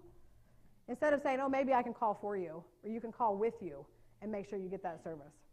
We've started something in Multnomah County they've started doing where they put interns into, and I forget now which courtroom it was, but they were having a hard time getting folks in adult court to get to probation. Because they would say, you need to leave here right now and go to probation. Well, they'd leave court, and what'd they do? They couldn't remember. They didn't know where to go or how to get there. So we have a student now who says, guess what? You're supposed to go to probation. I'll walk you there, right? And I'll get you signed up, and then tomorrow I'm going to call and remind you that you have to do this. And then I'm going to call 3 days later, and then I'll stop, okay, and see if that changes how much retention we have around folks getting services done. We want to focus on the future, which is something that we don't do very well in our systems because we're crisis-oriented. We're focused on fixing the problem right now or talking about your past. We don't tend to let you see there's a future. So I really, as much as you can incorporate future work, which is what I saw in a lot of the ones we observed, there was a lot of conversation about that, which I really appreciated. It was a lovely reminder to me. Several of the places I sat in were things like, oh, that's great, you're working on a job, or what's happening next for you. It was really lovely. Because and again, it's not that the person will say, oh, thank you so much, Mandy, for talking about my future. We're not doing these things because of what will come back to us, but for their brain to go, oh, that's interesting. No one ever asked me that question before. That's that new exploration, new learning that we want to emphasize. And then we want to value the individual. People often say that my story is not respected, that we don't say, then what services have you already tried that didn't work? Let's stop referring people to services that continue not to work, right? So when I say something like you're going to residential, what residential have you been to already? And what worked or what didn't work about it? Versus we're going to keep sending you back and wondering why you can't make it work. Because it may actually be the service that's not working. I'm often called the service killer because I get involved and I consult with cases that are complex. And I'm like, get all the services out there. Are they doing any good? Let's ask that question first, okay? So respecting that people know what's best for them. I want to move through, I'm going to move through this too fast because I want to talk about your work. So what I know about observing, I mean, I observed 3 of your CRB meetings is that you're already doing a lot of trauma-informed care. And one of the things I do a lot of is tell people that they're already doing trauma-informed care. I'm just going to give you a name called trauma-informed care, which is really good for grant writing, right? So again, a lot of times you're already doing it, but it's nice to know that you're doing that, and so we want to point some of those things out. I'm going to throw some ideas out to you, so I'm going to start listing some things that I think you're doing or things to think about doing. You have to go back and decide if they match for you. So I may say something to you and go, there's no way we can do that. You might have a good reason for that. That's your decision. That's why trauma-informed care is lovely, because I don't come and tell you what to do. It's not an intervention. It's a concept to think about, and you get to define it for you. So what you want to be able to do is in a year or in 6 months say, this is how the CRB does trauma-informed care. This is how we make that look, okay, because you're the only ones who can do that. What I want you to do, I think is really powerful, is if you think about this from the time, is it a letter? Is that the first kind of contact if somebody would have with the CRB? Would it be a letter they get that they are going to? Okay. So think about from the moment that they undo the letter. That's what I want you to track in your brain. From every moment from there on, how is it traumatizing or not traumatizing? Okay. So I work a lot with housing folks, and I had an asset manager who said, oh wow, I think when I send out these things about like not paying their rent, I could put and here's who you could call for help. Because it was like a one-liner, you will be evicted tomorrow. And she's like, maybe I could put on, and if you need help, here's a number. It's like, oh, lovely. Lovely, right? Doesn't take much. Trauma-informed care shouldn't take a lot of funding. So it's really about doing small things to make big differences. Again, parallel process. So what is it that you need to feel safe, to feel valued, and to feel empowered? Okay? So what works for you, because I think that's a great place to start in your brain, and then think about the families you work with. So when I think about creating space in your world, in the CRB, and the things that I got to observe, physical safety, again, you're going to assess your space, your parking. You might know that it's really difficult to get into certain buildings, and you might put that in your letter. Okay? It's really hard to go, security, if you had to go through security, it's lovely that people know that ahead of time, what not to bring. Keep your knives and lighters at home. Nice things to tell people. Pay attention to the noise and distractions. Okay, because there are a couple times when you're sitting in meetings and you've got something going on in the lobby because the lobby's like right there. And you're actually hearing, you're hearing conversations go on that especially may not be helpful conversations to hear. Be conscious of smell. And I say this because trauma is encoded as children in the smell first, and smell is really sensitive. So and again, I didn't experience this in any of our boards, but in my groups, lots of women like to bring a lot of food and immediately gets smelly quick, and I have to stop it because it just throws people out, okay? Food and water and those type of things are lovely things. You can reduce a lot of anxiety by having water for folks. I think it's probably one of the number one trauma-informed things is to have water around, okay? But if you're walking into one of your meetings and I'm a family member, I don't know that water's for me, and I'm going to assume it's not. So I'm going to talk to you about how you're going to say, and here's some water for you, and if you'd like to have it at any moment, you can help yourself to that, or I'd be happy to pour you a glass, right? You're going to have to get that detailed about how to access the resources you have. And then the biggest thing you're going to do around physical space is attending to unspoken unease. Say that 3 times really fast. You're doing good. What this means is that trauma survivors' memory is telling you that trauma survivors know everything going on in a room, but they don't know how to interpret it. So if something is going on in the room, if you're sitting in a room and there's like drilling going on outside, then you say something about that. You say, I'm really sorry, they're drilling outside, it sounds really crazy. You want to speak to those things, because a trauma survivor is going to go, does anybody else hear that? Maybe no one else hears that because no one's doing anything. I don't know what they're doing. Wow, they don't seem to be worried about that at all. Not realizing you've already been in the room for 2 hours or an hour prepping, right? So you've gotten comfortable with whatever's going on around you. So pay attention to those types of things. If you see someone not doing well, if there's weird noises, just pay attention to that, okay? When we talk about emotional safety, we're going to get more specific here. Really paying attention to how do you prepare. And again, I don't know how you prepare families because we didn't get that far. So this is a question for you. How do you prepare families before they come in the room? Who meets them out in the lobby? Does someone meet them out in the lobby? What do they tell that person before they walk in? And you want to be as detailed as you think is obnoxious. You can't be too detailed. And this is counterintuitive because people always say to me, Mandy, I feel like I'm talking down to people. I'm like, no. Because if you're annoying me with too much information, guess what? I'll probably tell you. I'll probably say I got it. Got it covered. And that's lovely versus someone who's not getting it. So you're going to say, you know what, you're going to walk in the room. And when you walk in the room, there are going to be 4 people, and they're all going to be sitting on one side of the table. And on the other side of the table, there's about 3 chairs. You have the choice to sit in any chair you like. Sometimes people like to sit here, okay? Here's how we'll start the meeting. People may talk to you, they may not talk to you. You decide it's up to you how your meeting runs, but let people know every part to expect in that. So this same survivor I was working with last week, we go into court, and I said to the victim advocate at courthouse, can you tell me what's going to happen? And she was going to give a statement. They were like, well, she can give the statement from the back in the bench, or she can go up and stand by the DA. And I said, so she won't go to the witness stand. And she's like, no, I won't go to the witness stand. So we're prepping for that. We're ready for it. We go in, and guess what happens? The judge says, can you come up to the witness stand? I'm going to swear you in. Now, the advocate looked at me and said, oh, well, this is probably good because you never know in court. And my comment to her was, well, if you never know, then say you never know.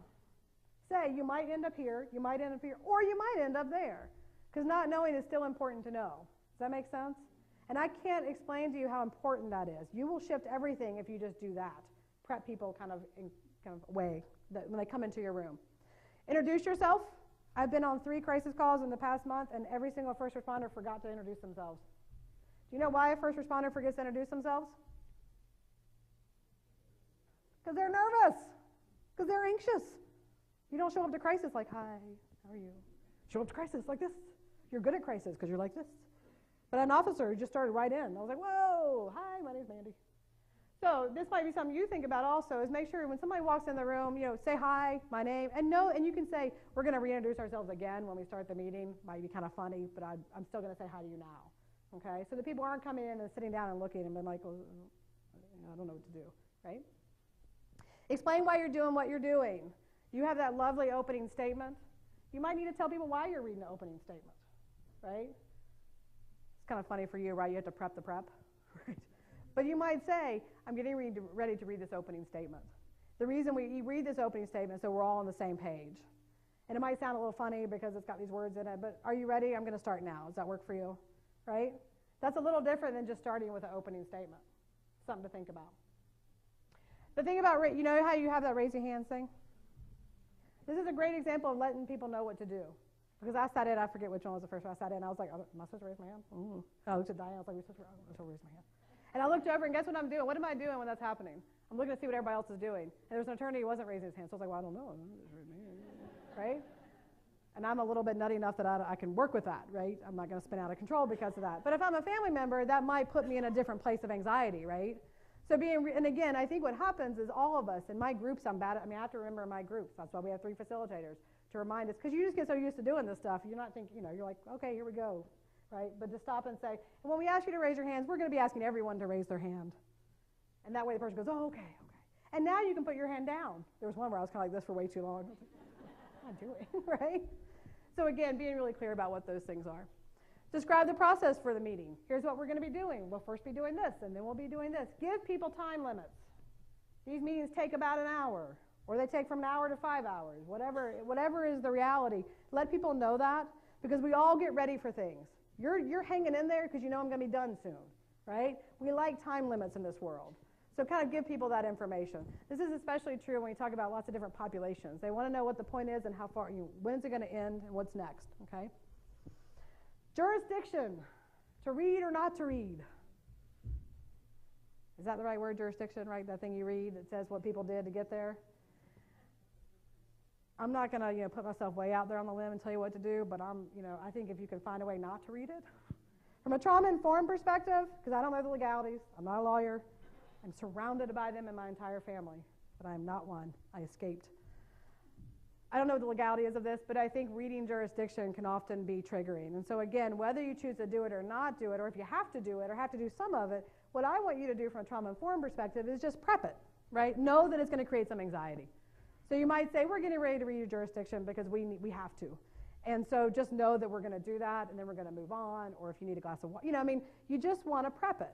Because what you want to give people is a chance to do what? To get their coping skills up, right? We don't want people wide open. This is not therapy. We want people to dissociate if they need to.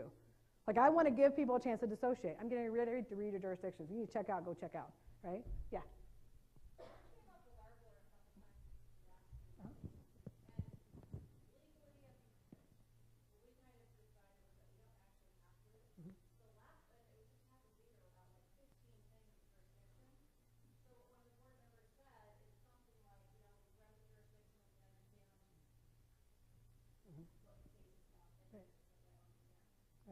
How'd that feel? Yeah. Because remember that thing about if I trigger one memory, I'm triggering all of them? So again, if you have to read it, know what's going to happen, or know what might happen if you read it. And if you can get away with summarizing or saying, if there's any uncertainty, here we go. But summarizing it, I think, works out really well. One of your volunteers said to me when I was talking about this in one of the observations, said, it's so interesting because I always get so uneasy when I do that part. And I was like, well, that's a great sign that that's something that you could look at, right? Because if you as volunteers are feeling uneasy, that says something. I think paying attention to yourself is really your best skill about what might be traumatizing and what might not be. So discuss this one. So Barbara Streisand is like, talk amongst yourselves about jurisdiction. So restoring power and control in your process, some things you can do or are doing. You all provide a copy, which is great. So providing that copy of the findings or even a copy of the opening statement. Anything you can give people to read that you're going to be saying is fabulous. Not that everyone will read it. Okay? So it's not always about that they'll read it, but it's about if I have something and you don't, what does that immediately say? You're hiding something. We're not being transparent. Now I'm worried. What's that thing you're looking at? Right? It also is a great fidget toy. Paper. While you're reading it, I may be so freaked out I'm not reading a word, but I'm looking at it. It's giving me something to do versus just staring at the wall and not knowing what to do, right? So I love that you give out those things. I think it's a great technique. It's a wonderful trauma-informed care, and you're already doing it, okay? I do think you want to, you might even give instructions like you can write on it or you can't write on it. I'm putting those things out there because I just want to get your brain really attuned to you got to give the smallest detail of stuff is really important, okay? Explain each question and finding. What are these things called findings? It took me forever. It took me a while, but what's a finding? Like, what's a finding? that a noun? Is it a verb? What is it, right? Make sure so at some point, make sure you're having that conversation. Again, you have to decide when that is. It could be in the prep, it could be in the lobby, it could be inside, whatever's going on. But here's this finding, here's what this means, here's what we're doing about it, here's our role in that, right? Things like what we mean when we say reasonable efforts are blah, blah, blah, blah, blah. So just helping to define. And you only have to do it a couple times until it kind of, people will kind of get where you're going. Again, by doing all those things, you're doing what? Reducing anxiety. That's our goal, is to get you safe enough that people are reducing their anxiety a bit. They'll never be not anxious. But let's reduce it a little bit. And just sometimes by nature of you talking a little bit more and giving more explanation, they're able to reduce their anxiety because you're doing the work. They get a minute to just kind of get settled in the room because you're doing the work for a while. So I think also that a lot of the folks we're asking for systematic input from everyone in the room. This is lovely, and I put systematically in caps because it makes you look at it and get you awake, and your brain goes, oh, I should pay attention, right? But what I really mean by that is systematic becomes really important to the trauma brain as well. So because the first time you say to me, and Ms. Davis, I'm a family member, do you have any input about this finding? I'm going to be like, no, right? I might be the other spectrum. I'm like, yeah, let me tell you, right? But if I do that after every question, I'm going to get prepped and ready for it. So it's great if you have systematic things. It also makes it easier for your brain to remember. But if I have the same language after every question, and does anyone else have anything to say about that question? Whatever it is that comes out of your mouth, the more systematic, the more I can be like, oh, I know she's going to ask me about that after that finding.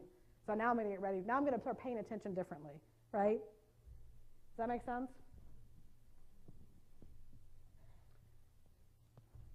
When you talk about valuing in the individual, especially in the work you do, I think it's really important. Yes, sorry. There's a lot of discussion with jurisdiction. Uh-huh. I have a very different take than some. I think it's important to talk about it. Let you explain why we talk about it. Right. Because these are the hurdles Yeah. that you've got to jump over, so it's not nebulous. You have to be able to think. And often you find you're just asking them to do things that aren't even related. Right. Right. So this is Yeah. the bar. Yeah. But put it in a gentler way. Yeah. This is for you to Right. clearly that this is what you should be focused on. Yeah. So just to make sure everybody here, and that's why I said to read or not to read is up to you folks. I'm just throwing the big gauntlet out there and let you guys fight it out. But what I want to say is that's very much real. And in fact, it was, do you want to say something before I? Yeah.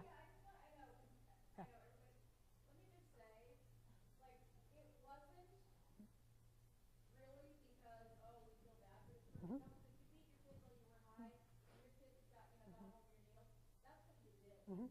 But it was, I found, it's just now that it's computerized, they're so long, Right. harder. But I agree, we've always, 8 years I've been doing this, we've always read Yeah. jurisdiction. But you're right, that's the basic So services. I'm going to challenge you folks to continue to talk about, which I know now you will. But what I want to tell you is 2 things about this. I agree, and I also believe in clear and consistent information in trauma-informed care. One of the most counterintuitive things is people need information. They need it done directly and clearly. So I know I've heard from some folks that you really want people to know what's on paper. Like, do you understand why you're here? I think what we need to do is you need to just practice how you say it. So saying it compassionately, and so that's why you may choose that it's important to do because it makes sense. But what I don't want you to do is do it in a way that then they are triggered out the wahoo and they're no longer listening to you. You are done, and they're going to shut you off because now they're either pissed or they're not able to listen, and they're like, bing! So everything for the rest of the meeting feels like this. And that's what you get to play around with to do. And, and again, you should practice kind of what works and what doesn't work around that. So I do think that's why I said you got to decide, because I think there are good reasons. And then maybe case by case. Maybe you talk about that in prep. Is this the one that we want to do? Is this one we want to read? Is this one we don't want to read? Because you know that better than anybody else. I think it's really important to talk to families about things like what's the name of your child or what's the date of birth of your child versus asking caseworkers. If family's there, I really encourage you to go family first. If they can't answer something, then someone else pipes in. But I think it's an important thing about value in an individual. I think it's really important to assess whether services are appropriate for the family. Does a family think that? DHS may have a great idea about that. Does the family think that service is actually appropriate for them or working for them, especially when you talk about culture and language? And is there anything else you'd like us to know? Those are great questions that say to families we're interested in what you have to say and we're willing to listen to that. Okay. I want to make sure we got here, which is a couple of tips and considerations, and then I'll stop because I know I'm over time, or I just now realized I'm over time. These are a few things that I think are just, because of my experience, I know are triggers that you want to pay attention to. Be specific when you ask for questions. So don't ask, how's it going? Do you know why? Do you know what trauma survivors do in silence when lots of people are staring at them? They give you way too much information sometimes. Okay? They don't know how to answer that. Think about if I were to say to you in front of everybody, hi, can you tell me how you're doing right now? And then you'll be like, well, I'm fine. Well, I don't know. Did you want me? Well, maybe. Well, last week I did see the hymn, and then and that's not fair, because it's not our power's here. So we want to kind of. What I'd like to know is, how is that job hunt going? Have you gotten a job? Not what are you thinking about doing with your future? So be as specific with questions as you can, so that people don't feel, because people are nervous and they're anxious. They don't know how to answer you. Speak to the obvious. Again, if there's something obvious going on in the room, talk about that. The foster parent is a trigger. Please do not think that foster parents are never not triggers. I love foster parents. Necessary, important. But I've been to too many court proceedings where it's like, thank you so much for all your work. The kid's doing great. What does that mean to the parent in the room? What's the message? Much better without you. Okay? You may have your own judgments about that, but if you want to create triggers in the room, you've just done it with that. That doesn't mean you can't acknowledge the foster parent's work, but let's not make it a kind of a cheerleading fest. Okay, so just kind of think about that. And again, this is stuff for you to go back and think about. You may disagree with me. Be direct and compassionate. One of the biggest counterintuitive things around trauma-informed care is people doing gray area. Like, well, they get very they think they need to be really like gray area, versus things like, that's not okay, you need to do this instead. We like clear and direct information, because the trauma brain is black or white. So instead of saying you might need to be safe, talk about what safety means and what needs to happen. Okay? Concurrent planning, that word, if I could ban it from the vocabulary, I would. Concurrent, the word concurrent planning is a trigger. Be prepared. Every time that word comes up, define it. Because I cannot tell you, there's been, I think, at least 4 incidents in the past 6 months where I've been in court, and all of a sudden they say, and so what's the concurrent plan? The DHS stands up and goes, oh, what's adoption, da-da-da-da-da. And the parent's like, what? No idea. So when you have to say it, which you do, say, and what we mean by concurrent plan is every case has a concurrent plan. We dual plan. That's what we do. So put that out there, because I can't tell you how many people have shut down in meetings when this word comes up, and they just stop. And I had one great mom who was actually able to say, can we stop for a minute? Because I just heard adoption, and I can't hear anything else right now. And it was lovely. I was like, whoa, that was my lesson. That's when I learned about it. Didn't know until she did that.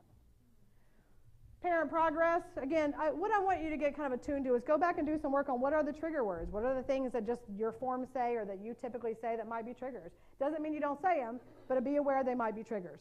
So like, what is the progress of the parent? I forget, there's something around parent progress. And so it's sufficient, right? And DHS may say no, and you're like, okay. And it's like, well, wait a minute, right? So you might say what we mean by parent progress is, or we have a very specific definition for that. It doesn't mean you're not willing or whatever. Again, those are things you want to start doing in your own work. And be very careful with your nonverbals, because of that thing of being attuned to nonverbals, right? And you're sitting here and they're there, so they're watching everything you're doing. Everything you're doing. Okay, rustling paper, typing on computers, moving things around, getting up and getting water. They're trying to think what that means. Okay, so when I work with people, I'll say, I'm going to go to the copier and make you 5 copies. I'm not going to be calling anybody about you. And if I don't come back in 5 seconds, it just means the copier is not working. It doesn't mean I'm calling anybody about you. That's kind of how hypervigilant people tend to be. Again, I think this is work you can do as a group too, of how do you keep yourself feeling safe and empowered and et cetera, be nourished, having time to prep emotionally. Having that time in the prep to really do your emotional kind of process, I think is important. Debriefing these cases is important. Having that time before people come in the room to talk about your feelings about this stuff and your frustrations and your confusion, I think is probably really helpful and important thing to do. I'm going to leave you with this, which is trauma-informed care is about doing a couple things. It's about not re-traumatizing folks. It's about providing corrective emotional experiences, which is doing something different in the positive. So I think you're going to hit me and hurt me, and I'm not going to hit you and hurt you. And when that happens, my brain goes, what? Literally, that's a sound. Scientific, I'm sure. Your brain goes, what? Wait a minute, people may not always hurt and hit me. Now that has to happen a lot of times. But the lovely thing about corrective emotional experience is we all get to do it all the time. It doesn't take more than 5 seconds. When you walk up to that family member and say, hi, welcome, this is the CRB board. Here's a chair you can sit down in. That immediately starts to shift the brain. Oh, okay.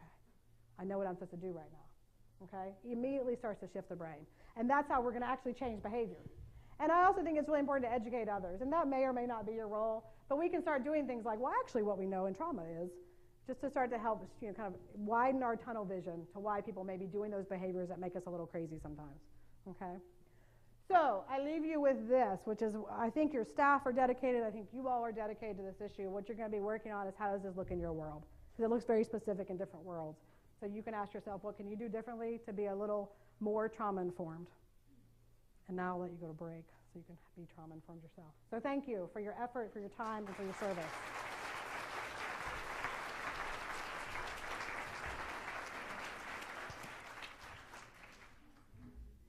Mandy, thank you so much for being here. You've given us a lot to think about, and there's a lot of discussions and actions that we'll be working on over the next few months.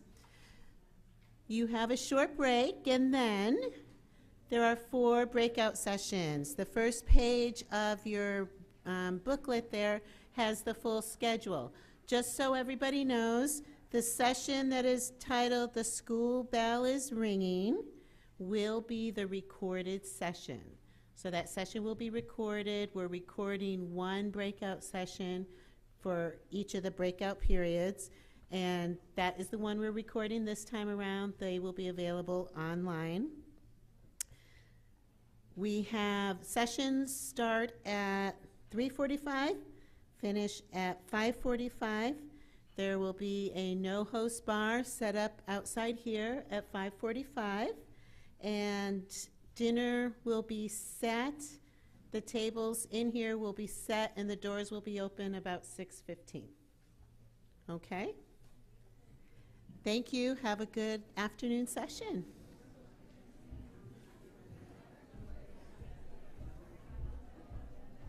Thank you. You know, I've never seen you present, and you're great. You talk fast. And with your accent, I was like, wait, what did you just say? What did you just say?